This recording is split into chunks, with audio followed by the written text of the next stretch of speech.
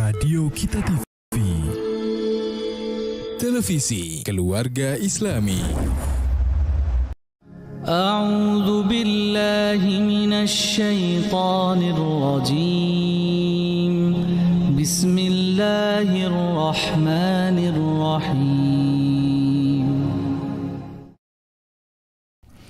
Assalamualaikum warahmatullahi wabarakatuh. Alhamdulillahirabbil alamin, hamdan katsiran tayyiban mubarakan fih, mubarakan alaihi kama yuhibbu rabbuna wa yarda. Asyhadu an la ilaha illallah wa asyhadu anna Muhammadan abduhu wa rasuluh. Amma ba'du. Baik pemirsa dan pendengar di Kita TV dimanapun Anda berada, bagaimana kabar Anda di kesempatan siang hari ini pemirsa dan pendengar di Kita TV? Semoga kita semua masih dalam keadaan sehat walafiat. Amin, Allahumma amin. Pemirsa dan pendengar di Kita TV yang dirahmati Allah SWT, untuk melanjutkan program kami ya pemirsa, di kesempatan sore hari ini kita akan hadirkan di ruang lingkup Anda, yaitu program Hasanah, yaitu insyaAllah akan bersama guru kita Ustadz Indra Sudrajat Hafizallahu Ta'ala, dengan pembahasan di kesempatan sore hari ini ya pemirsa dan pendengar di Kita TV, yang itu mengenai ayat-ayat tentang kesurupan. Masya Allah, tentunya ini pembahasan yang sangat bermanfaat bagi kita semua.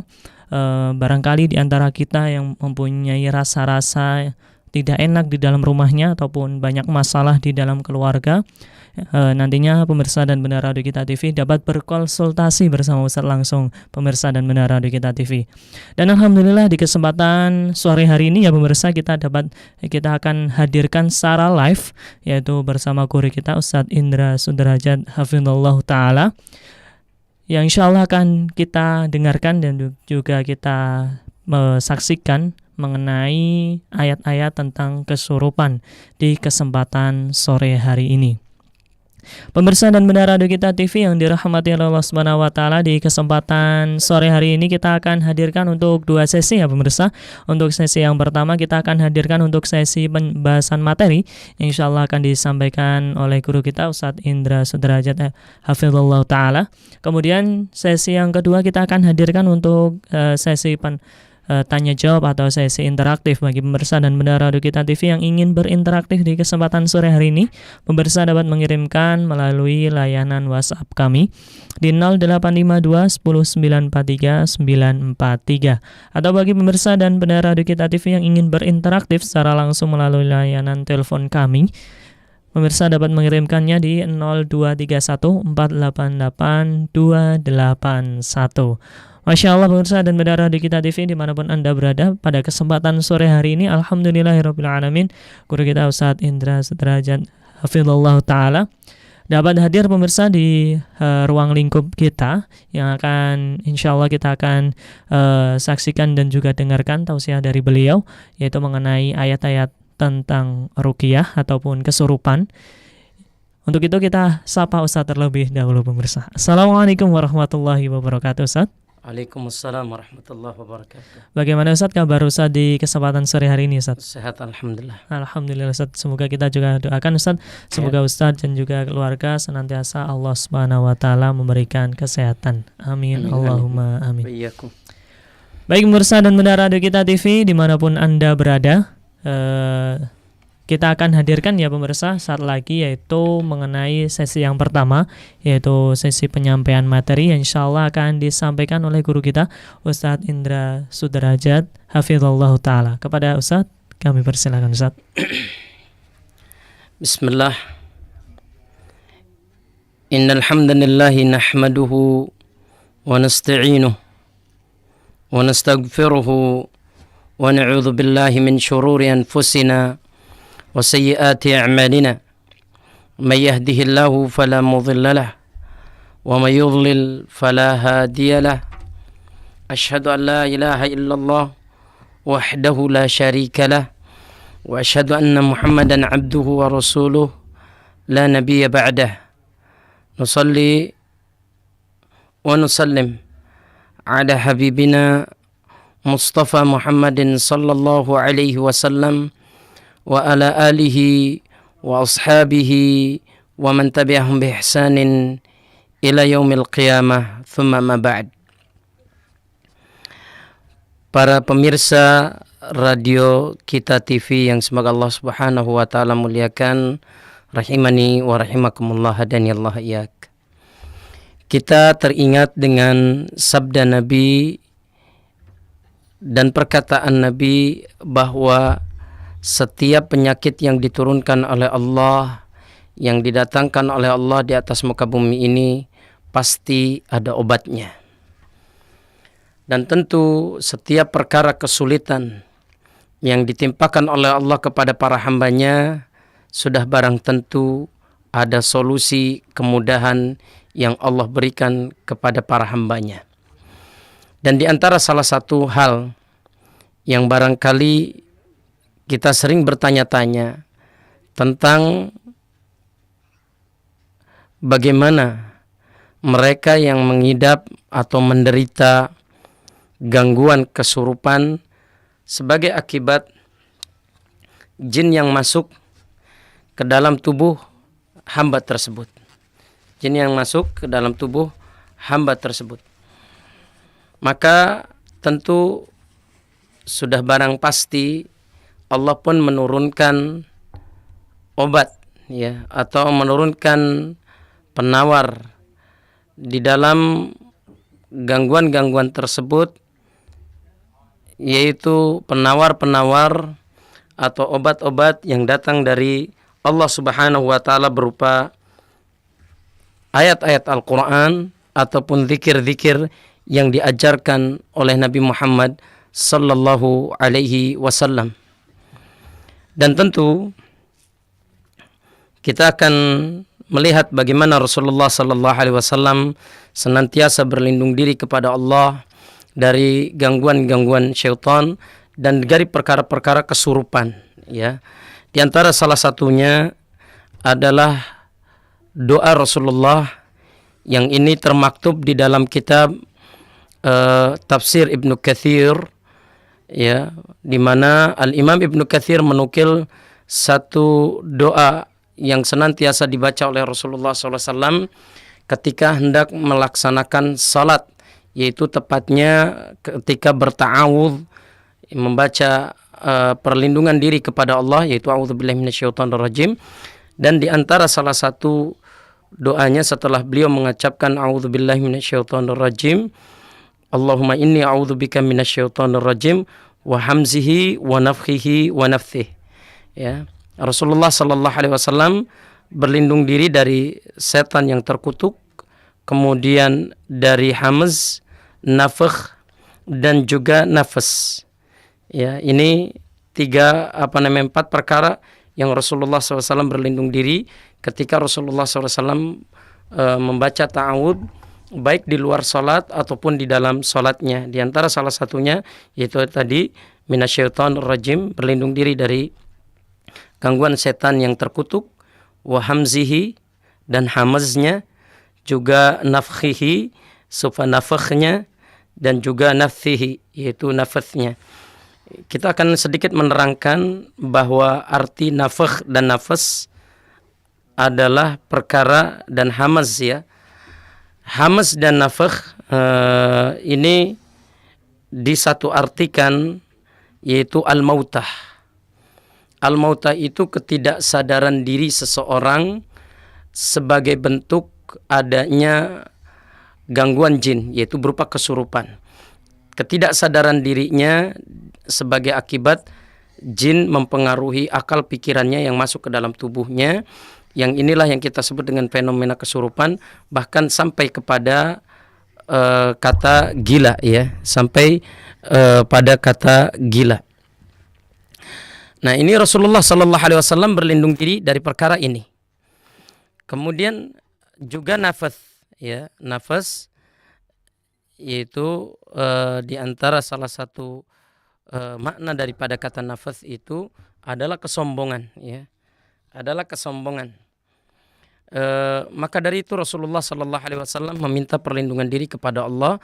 Ini sebagai bukti seorang nabi, seorang rasul senantiasa mengajarkan kita bagaimana memohon perlindungan diri kepada Allah dari gangguan-gangguan jin. Maka ada beberapa syariat yang ditetapkan oleh Rasulullah sallallahu alaihi wasallam dari Allah tabaraka wa taala, yaitu untuk tentunya yang menetapkan syariat ini adalah Allah, ya. Tapi Rasulullah mengajarkan kepada kita, yaitu beberapa ayat-ayat yang dibaca dan senantiasa Rasulullah SAW membacakannya kepada mereka yang terkena gangguan-gangguan jin, terutama kesurupan. Hal ini sesuai dengan beberapa athar atau hadis, diantaranya dari Ubay bin Ka'ab yang tentang cerita seorang badui yang beliau datang kepada Rasulullah SAW dan berkata, sesungguhnya aku memiliki saudara yang tak sadarkan diri bagaikan orang gila. Kemudian Rasulullah memerintahkan si badui ini untuk kembali, artinya untuk kembali ke Rasulullah SAW dengan membawa saudaranya yang terganggu gangguan jin tersebut. Karena memang dikatakan dalam athar gangguan jin ini yaitu berupa kesurupan bagaikan orang yang tak sadarkan diri ataupun gila. Maka Rasulullah Sallallahu Alaihi Wasallam pun memohon perlindungan diri kepada Allah untuk diri Rasulullah dan untuk orang yang terkena atau terjangkit kesurupan tadi. Jadi orang yang kena kesurupannya dimohonkan oleh Rasulullah perlindungan diri dari Allah Subhanahu wa taala. Kemudian dilanjutkan dengan membaca surat Al-Fatihah. Ya, kita tidak boleh ragu dengan surat Al-Fatihah. Di antara nama surat Al-Fatihah adalah Asy-Syafi, yaitu yang penawar ya, penawar dari segala bentuk penyakit. Maka ini merupakan keutamaan daripada surat Al-Fatihah. Membaca surat Al-Fatihah, Rasulullah SAW dengan keyakinan yang tertanam di dalam hati Rasulullah SAW, tentu kita harus mengikutinya sebagai umatnya, yaitu membaca Al-Fatihah, meminta kepada Allah Subhanahu wa taala agar Allah mendatangkan kesembuhan terhadap kesurupan yang diderita oleh saudara daripada orang Badui tadi ataupun kepada mereka yang terkena kesurupan tadi. Kemudian yang kedua, Rasulullah membacakan 4 ayat pertama dalam dari surat Al-Baqarah. 4 ayat pertama dari surat Al-Baqarah. Ya, kita hafal ya surat Al-Baqarah, 4 ayat pertama dari surat Al-Baqarah. Silakan Anda buka, pemirsa membukanya. Kita lihat 4 ayat pertama dari surat Al-Baqarah itu kita garis bawahi atau kita lingkari. Inilah ayat yang dibacakan oleh Rasulullah Sallallahu Alaihi Wasallam ketika hendak meruqyah orang yang terkena kesurupan. Kemudian yang ketiga, 2 ayat dari pertengahan surat Al-Baqarah, yaitu tepatnya ayat 163 dan 164 ya. Ayat 163 dan 164 dibacakan oleh Rasulullah SAW untuk mereka yang terkena penyakit atau gangguan kesurupan dari jin tadi. Kemudian Rasulullah melanjutkan bacaannya pada ayat kursi. Yang kita kenal ayat kursi ini berada di dalam surat Al-Baqarah ayat 255 kalau nggak salah ya, ayat 255. Membacakan ayat tadi yaitu ayat kursi di dalam surat Al-Baqarah ayat 255. Ini banyak terdapat dari surat Al-Baqarah karena memang surat Al-Baqarah ini di antara manfaat membaca surat Al-Baqarah ini, Allah akan melindungi seorang hamba, Allah akan melindungi rumah tempat tinggal seorang hamba dari gangguan jin berupa kesurupan ataupun sihir-sihir dan guna-guna yang didatangkan oleh para dukun bagi orang tersebut. Kemudian 3 ayat terakhir dari surat Al-Baqarah ya. 3 ayat terakhir dari surat Al-Baqarah ini pun dibacakan kepada mereka yang dalam keadaan kesurupan. Kemudian Rasulullah pun tidak berhenti sampai situ.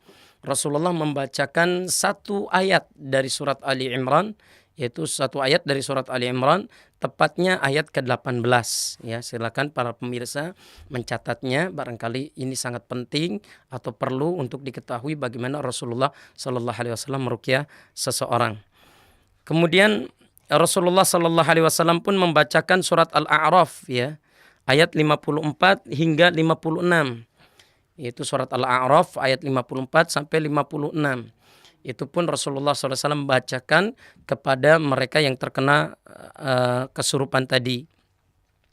Kemudian ayat-ayat terakhir dari surat Al-Mu'minun, tepatnya ayat 116 sampai 118 ya. Ayat-ayat terakhir dari surat Al-Mu'minun tepatnya yaitu pada ayat 116 sampai 118. Kemudian satu ayat dari surah Al-Jin, ya, satu ayat dari surat Al-Jin yaitu ayat ketiga. Ayat ketiga dari surat Al-Jin, Rasulullah SAW membacakannya. Kemudian 10 ayat pertama dari surat As-Saffat, ya. Wasafati, surat As-Saffat ini adalah surat yang juga menurut Rasulullah Sallallahu Alaihi Wasallam adalah obat, ya, bahkan bukan hanya untuk obat kesurupan saja. Bagi mereka yang terjangkit obat-obat dalam bentuk penyakit dalam bentuk penyakit fisik, insyaallah taala dengan izin Allah, ketika seorang hamba membacakan kepada yang berpenyakit ini surat As-Saffat, insyaallah dengan karunia Allah dan izin Allah akan disembuhkan. Kemudian 10 ayat pertama dari surat Al-Hasyr yang tentu kita harus membacakannya. Selanjutnya yaitu 3 ayat terakhir dari surat Al-Hasyr, ya. Tadi tadi As-Saffat, ya, 10 ayat dari surat As-Saffat. Kemudian ayat terakhir dari surat Al-Hasyr, ya, 3 ayat ataupun 2 ayat dari surat Al-Hasyr, ya. Yaitu boleh 3 ayat atau 2 ayat dari surat Al-Hasyr yang bagian terakhirnya, ya. Kemudian Al-Ikhlas, setelah Al-Ikhlas Al-Falaq, kemudian setelah Al-Falaq An-Nas. Ya, ini beberapa bacaan yang Rasulullah SAW bacakan kepada mereka yang terjangkit penyakit kesurupan. Mungkin di antara riwayat-riwayat yang lain, Rasulullah SAW pun selain membacakan ayat-ayat tadi, Rasulullah membacakan doa-doa yang diajarkan oleh Rasulullah SAW. Di antaranya doa tadi, Allahumma inni a'udzubika minasyaitonir rajim min hamzihi wa nafthihi wa nafthihi. Nah, ini juga Rasulullah SAW membacakannya bagi diri Rasulullah SAW dan kepada mereka yang terkena penyakit gangguan jin berupa kesurupan tadi. Wallahu ta'ala a'lam bissawab.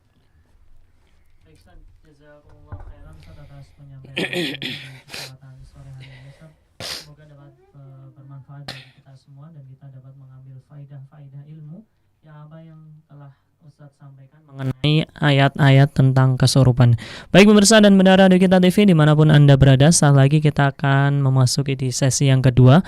Akan tetapi kita terlebih dahulu untuk break ya sejenak ya pemirsa. Tetap bersama kami di Radio Kita TV, saluran edukasi keluarga Islami. Radio Kita TV, televisi keluarga Islami.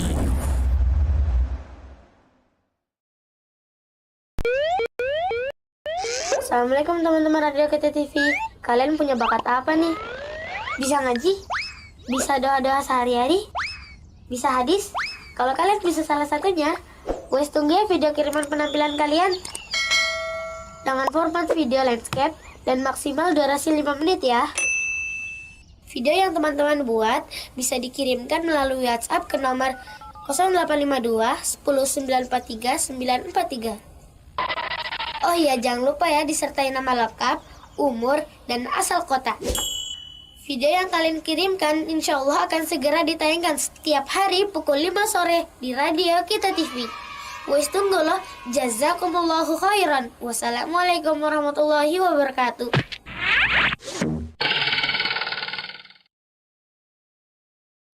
شهر رمضان الذي أنزل فيه القرآن. Ramadan Mubarak 1443 Hijriah. Program Radio Kita TV Cirebon. Ramadan berbagi tebar hidayah. Ayo bergabung bersama kami dalam program Radio Kita TV. Indahnya berbagi bersama, mendulang pahala berlimpah di bulan berkah. Berikut program Radio Kita TV di bulan Ramadan 1443 Hijriah.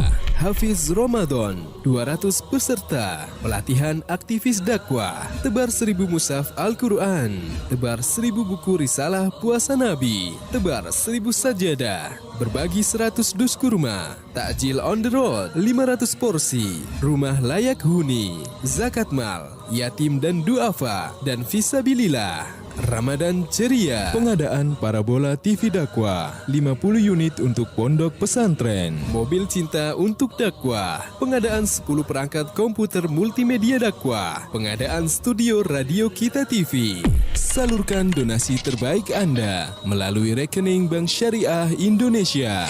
Nomor rekening 711-8366-101 atas nama Sosial Radio Kita FM Cirebon dengan kode ATM 451. Konfirmasi donasi melalui www.konfirmasi.kitaberamal.com.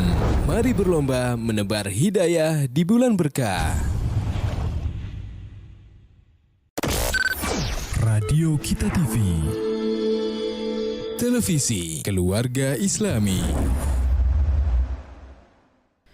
Baik pemirsa dan pendengar Radio Kita TV dimanapun Anda berada, demikian ya pemirsa, sesi yang pertama sudah kita hadirkan, yaitu sesi penyampaian materi yang telah dihadirkan di kesempatan sore hari ini. Dan apa yang beliau sampaikan, yaitu guru kita Ustadz Indra Sudrajat, dapat bermanfaat bagi kita semua. Amin, Allahumma amin. Pemirsa dan pendengar Radio Kita TV yang dirahmati Allah Subhanahu wa taala, kita akan memasuki di sesi yang kedua ya pemirsa, yaitu sesi interaktif. Bagi pemirsa dan pendengar Radio Kita TV yang ingin berinteraktif di kesempatan sore hari ini ya, tentunya pemirsa dapat mengirimkan melalui layanan WhatsApp kami di 0852 10 943 943. Atau bagi pemirsa dan pendengar Radio Kita TV yang ingin berinteraktif melalui layanan telepon kami, pemirsa dapat mengirimkan di 0231 488 281. Baik Ustaz, di kesempatan sore hari ini Ustaz, sudah ada yang masuk melalui layanan WhatsApp kami Ustaz. Iya. Bismillah, Assalamualaikum warahmatullahi wabarakatuh Ustaz. Waalaikumsalam warahmatullahi wabarakatuh. Ustaz, bagaimana cara kerja jin yang suka berusaha untuk menghancurkan kehidupan rumah tangga Ustaz? Rumah tangga pasutri Ustaz. Lalu ketika ada masalah sama pasangan, bagaimana solusinya Ustaz? Jazakallah khairan. Iya. Bismillah. Di antara salah satu jin sihir dan gangguan jin, yaitu merusak keharmonisan hubungan rumah tangga. Nah itu bisa nampak karena banyaknya kekosongan dari membaca Al-Quran, kekosongan dari berzikir kepada Allah, dan kekosongan dari mendatangi majelis-majelis ilmu atau kajian-kajian ilmu. Itu yang pertama. Ya, bisa jin akan bisa lebih bekerja dengan efektif kepada mereka-mereka yang jauh daripada kata mengaji, terutama masalah tauhid ya. Itu yang pertama. Yang kedua, bisa nampak dari hal-hal yang aneh yang dimunculkan dari salah satu pasangan, entah itu dari suami, entah itu dari istri. Ya, hal-hal yang aneh ini sifatnya adalah sesuatu di luar dari kebiasaan yang dilakukan oleh pasutri tadi. Itu yang kedua ya. Kemudian yang ketiga, ada kalanya jin itu masuk ke mimpi kita. Ya, ada kalanya jin itu masuk ke mimpi kita dengan mimpi-mimpi buruk ya. Dengan mimpi-mimpi buruk yang memperlihatkan kondisi keadaan rumah tangga kita. Ya tentu ini adalah gangguan daripada jin, yang jin masuk ke dalam mimpi seorang hamba. Kemudian bisa jadi adanya bentuk perlawanan, ya, bentuk perlawanan dari salah satu pasangan pasutri yang berujung pada pertengkaran yang hebat. Ini juga bagian daripada pengaruh jin yang ada di dalam kehidupan rumah tangga. Wallahu taala alam bissawab. Baik Ustaz, jazakallahu khairan Ustaz atas penyampaian jawabannya Ustaz di kesempatan sore hari ini. Semoga dapat dipahami bagi yang bertanya maupun pada umumnya Ustaz. Untuk pertanyaan selanjutnya Ustaz. Bismillah, Assalamualaikum warahmatullahi wabarakatuh Pak Ustaz. Waalaikumsalam warahmatullahi wabarakatuh. Dari hamba Allah di Cirebon Kota Ustaz. Apakah ada tempat tertentu Ustaz agar dapat mempercepat kesembuhan dari seseorang yang terkena kesurupan Ustaz? Jazakallahu khairan. Adakah tempat tertentu agar mempercepat kesembuhan? Tentu tidak ada, ya. Tentu tidak ada. Pada setiap tempat yang Allah izinkan kesembuhan, insya Allah di sana ada kesembuhan. Namun sekiranya ketika kita sedang meruqyah, kita memperhatikan tempat yang kita ruqyah tadi. Jangan sampai diruqyah di kuburan, atau jangan sampai diruqyah di tempat-tempat kotor, ya, tempat-tempat bercokolnya jin atau syaitan di dalamnya. Kemudian tempat-tempat yang ditenggarai banyak najis-najis di sana, itu ya tentu terlarang, ya. Adapun ketika meruqyah akan lebih baik diruqyah di rumah, ya. Yang rumah tadi kita mohon maaf memperhatikan tidak ada patung, tidak ada lukisan-lukisan makhluk yang bernyawa, tidak ada alat-alat musik, tidak ada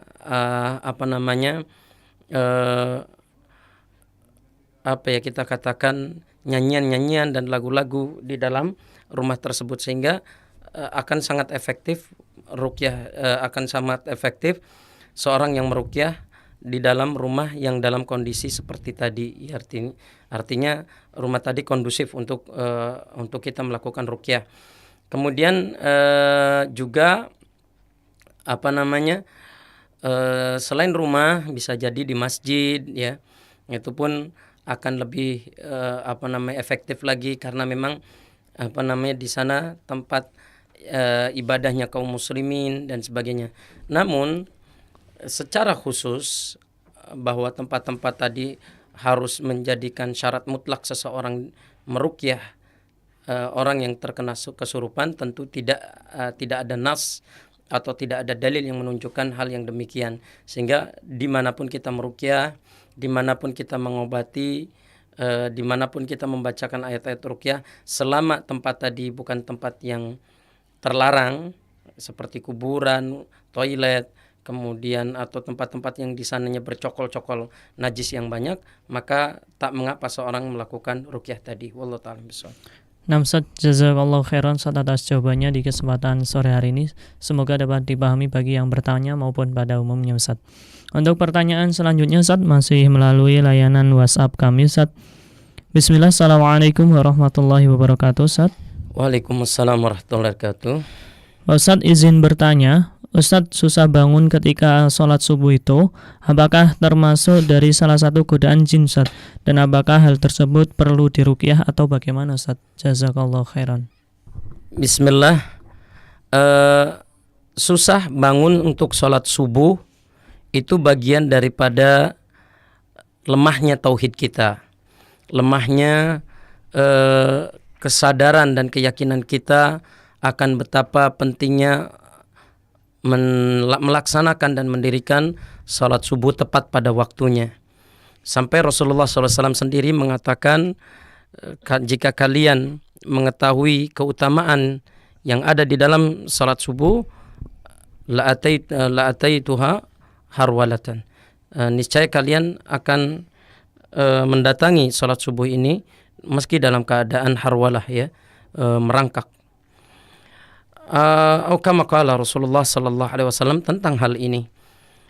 Dan yang kedua, salat subuh ini adalah salat yang orang-orang munafik berat untuk melaksanakannya.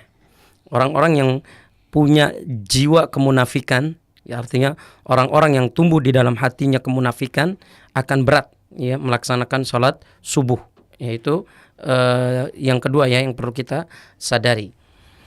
Maka bisa jadi seseorang yang lemah tauhidnya atau bahkan terjerumus pada alamatun nifaq, yaitu alamat tanda-tanda adanya kemunafikan dalam diri seseorang, bisa jadi ia terpicu dan terpacu adanya gangguan jin di dalam tubuhnya. Bisa jadi ya, bukan mutlak ya, bisa jadi.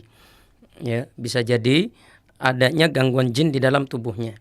Nah, kemudian ketika seseorang malas untuk bangun tidur di pagi hari, terutama di waktu menjelang subuh, ini selain dua kriteria tadi, artinya dua kriteria lemahnya tauhid dan juga ada tanda-tanda kemunafikan pada diri orang tersebut, kita lihat kebiasaan orang tadi.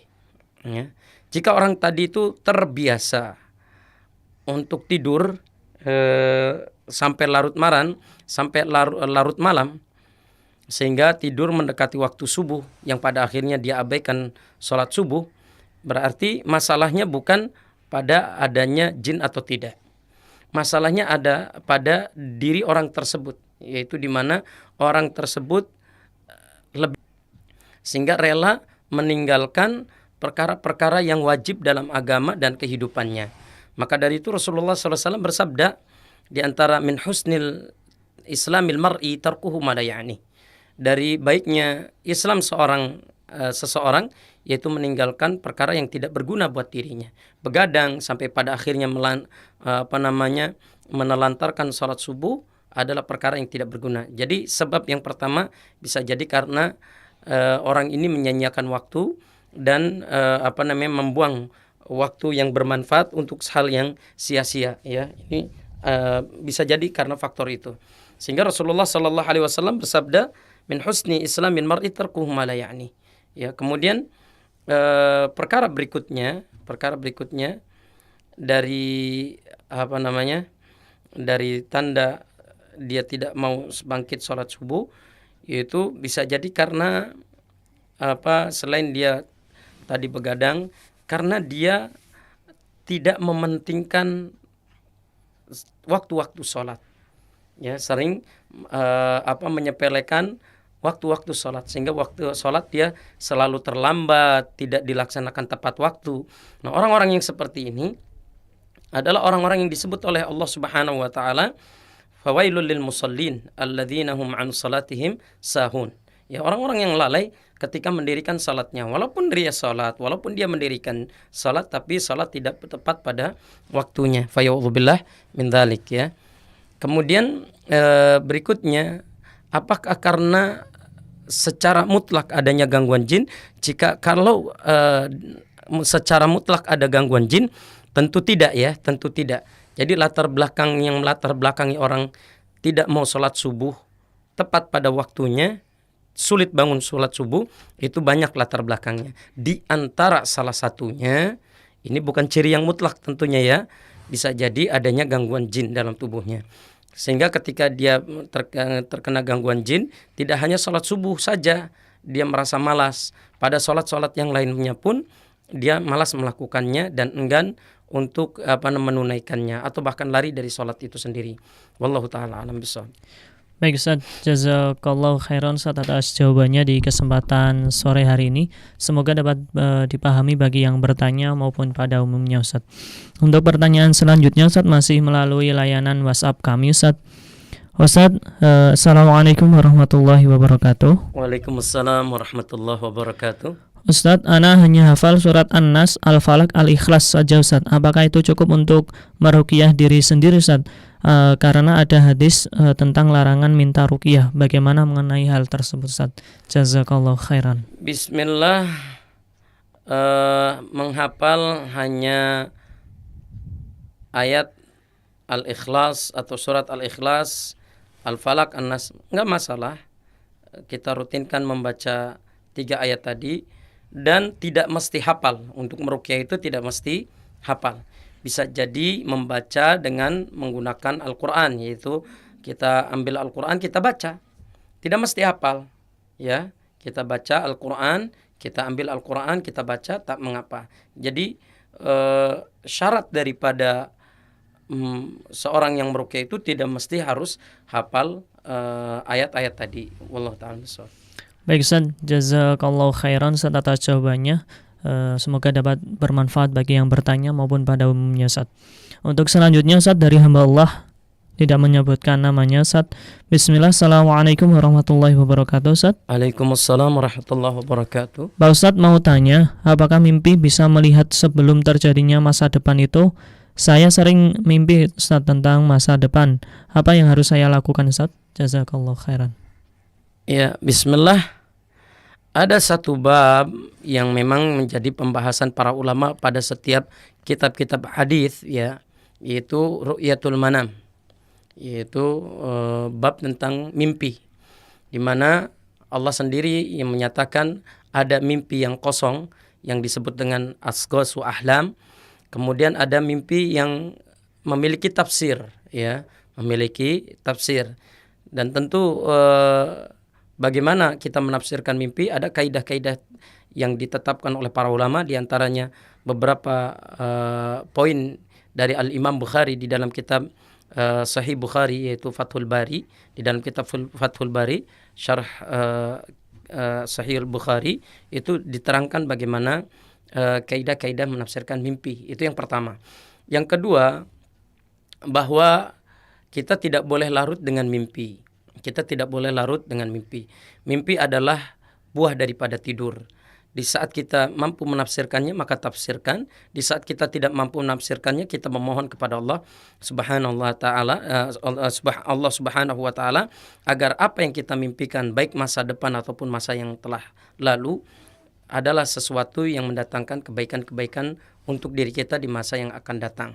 Ya, kita minta kepada Allah, ya Allah, jadikanlah mimpi yang aku mimpikan satu dari tanda-tanda di mana Engkau akan menetapkan kebaikan di masa depanku. Misalkan seperti itu. Ya, kita berharap mimpi-mimpi kita di masa depan itu adalah mimpi-mimpi yang indah, ya, mimpi-mimpi yang Allah Subhanahu wa taala wujudkan dalam keadaan penuh kebaikan dan keberkahan. Di saat mimpi kita tentang masa depan kita yang buruk, apa yang kita mesti lakukan? Maka kita berlindung diri kepada Allah. Kita berlindung diri kepada Allah agar Allah Subhanahu wa taala tidak mewujudkan dan tidak memberikan kenyataan dari mimpi tersebut, dan agar tidak menjadikan syaitan merasa puas dengan apa yang ada dalam mimpi tersebut.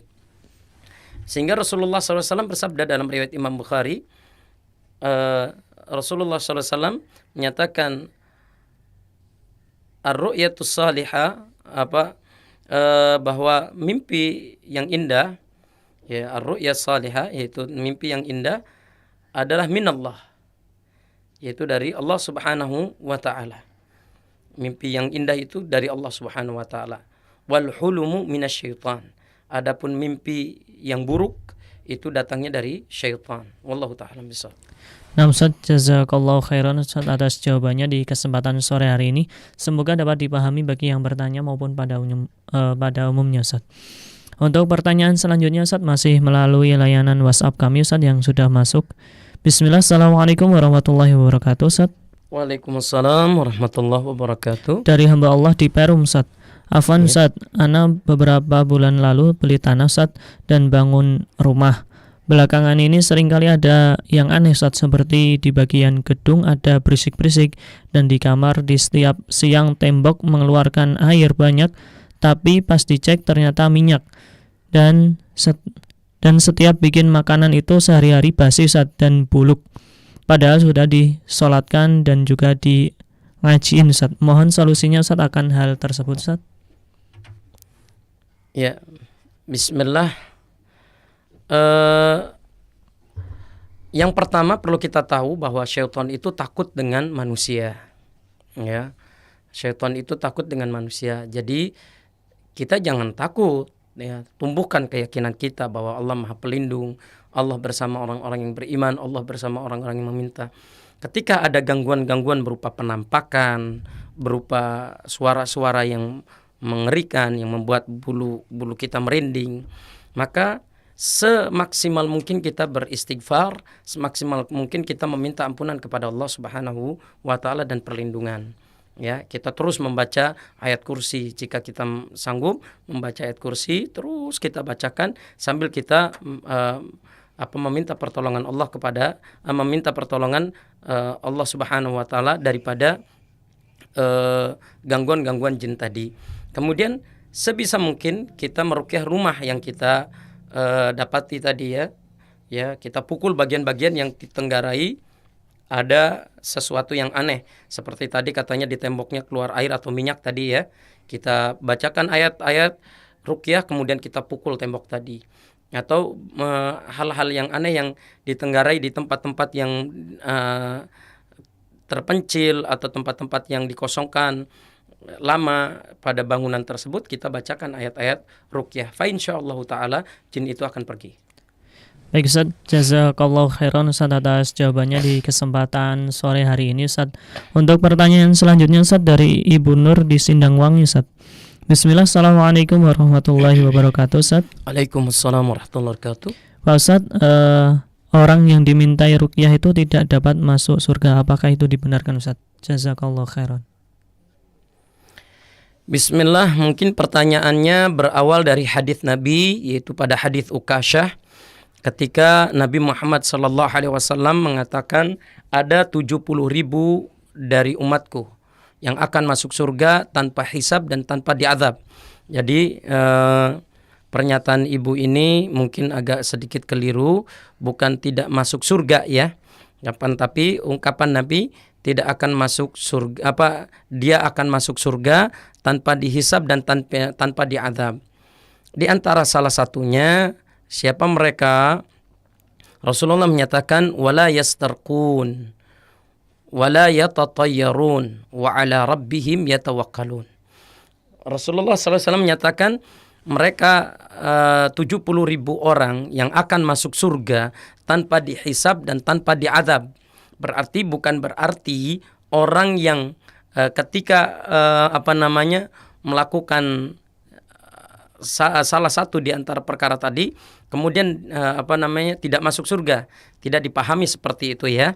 Jadi intinya ada 3 perkara, yang 2 perkara itu terlarang, yang 1 perkaranya dianjurkan.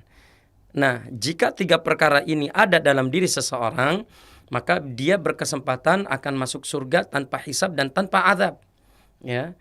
Di antaranya salah satunya wala yatatayyarun wala yastarqun wala rabbihim yatawakkalun. Yang pertama, jangan melakukan tatayyur, yaitu beranggapan sial atau beranggapan mujur hanya karena ada tanda-tanda.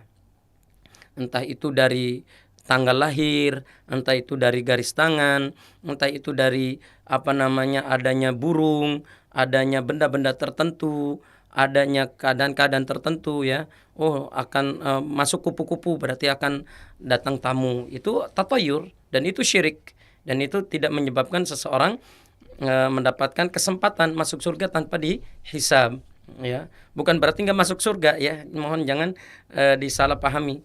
Ya, dia tidak berkesempatan masuk surga tanpa hisab. Nah, kalau kesyirikan pada umumnya akan masuk neraka. Orang yang melakukan kesyirikan pada umumnya akan masuk neraka ya. Walaupun syirik itu syirik kecil, dia akan berpotensi menjadi syirkul akbar dan bisa berpotensi masuk ke dalam neraka. Dan tentunya orang yang melakukan syirik akbar akan kekal di dalam api neraka. Kemudian yang kedua, wala yastarqun, dan tidak meminta ruqyah. Nah, tidak meminta ruqyah ini ada beberapa pendapat ya di antara para ulama. Jika yang dimaksudkan tidak meminta ruqyah itu karena jika yang dimaksudkan tidak meminta ruqyah itu menjadi sebab orang tadi tidak akan masuk surga tanpa orang tadi tidak berkesempatan untuk mendapatkan masuk surga tanpa dihisab dan tanpa diazab. Maksud adalah tidak meminta ruqyah ini adalah ruqyah ghairu syar'iyah, ruqyah yang tidak disyariatkan oleh Allah Subhanahu wa taala. Karena jenis ruqyah itu 2, jenis jampe itu 2, yaitu ruqyah syar'iyah dan ruqyah ghairu syar'iyah. Itu bisa jadi seperti itu. Dan kalaupun ada orang, misalkan ada orang ya yang menyatakan, Ustadz kata orang ini yaitu ruqyah yang syar'iyah juga sama. yaitu berpotensi orang tadi tidak mendapatkan kesempatan masuk surga tanpa dihisab dan tanpa diazab. Itu karena memang banyaknya manusia tidak mengandalkan lisannya sendiri untuk berdoa kepada Allah, untuk membaca ayat-ayat ruqyah. Hanya karena seperti itu, sehingga dia selalu mengandalkan orang lain. Ya, karena dia mengandalkan orang lain sehingga Allah Subhanahu wa taala merasa cemburu kepada orang ini. Ya, dia dikit-dikit manggil orang, ya. Pengen ngeruqyah rumahnya manggil orang. Pengen supaya rumahnya dibacakan Al-Quran manggil orang. Sementara dirinya nggak pernah mau baca Quran. Sementara dirinya nggak mau membaca ayat-ayat Al-Quran, ayat-ayat ruqyah. Selalu mengandalkan orang lain. Nah, itu maksudnya. Ya. Jika memang ketika hadis ini menurut orang-orang tadi, yaitu adalah ruqyah yang ruqyah yang disyariatkan, berarti mereka yang selalu mengandalkan orang lain untuk meruqyah dirinya dan meruqyah apa yang dia inginkan dari rumahnya ataupun binatangnya dan sebagainya. Nah, ini jangan sampai. Harusnya kita yang melakukannya sendiri. Allah itu maha senang dengan seseorang yang senantiasa meminta kepada Allah Subhanahu wa taala. Kemudian yang ketiga, wa ala rabbihim yatawakkalun, dan kepada Rabbnya mereka bertawakal. Nah, ini hal yang dianjurkan. Kita seharusnya banyak bertawakal kepada Allah, dan ini menjadi sebab kita dihindarkan dari siksa dan akan dimasukkan ke dalam surga tanpa hisab dan tanpa azab. Wallahu taala a'lam bissawab. Baik Ustaz, jazakallahu khairan Ustaz atas penyampaian materinya di kesempatan sore hari ini, yaitu di sesi yang pertama yang sudah disampaikan oleh guru kita Ustaz Indra Sudrajat hafizahullah ta'ala, dan juga telah dijawabkan yaitu di sesi yang kedua. Semoga apa yang beliau sampaikan di kesempatan sore hari ini dapat bermanfaat bagi kita semua. Mungkin sekian Ustaz perjumpaan kita di kesempatan sore hari ini karena waktu yang membatasi kita Ustaz. Semoga apa yang beliau sampaikan yaitu guru kita Ustaz Indra Sudrajat hafizahullah ta'ala dapat bermanfaat bagi kita semua. Marilah kita tutup majelis ilmu di kesempatan sore hari ini dengan membaca doa kafaratul majelis. Subhanakallahumma wa bihamdika asyhadu an la ilaha illa anta astaghfiruka wa atubu ilaik. Wassalamualaikum warahmatullahi wabarakatuh. Radio Kita TV, televisi keluarga Islami.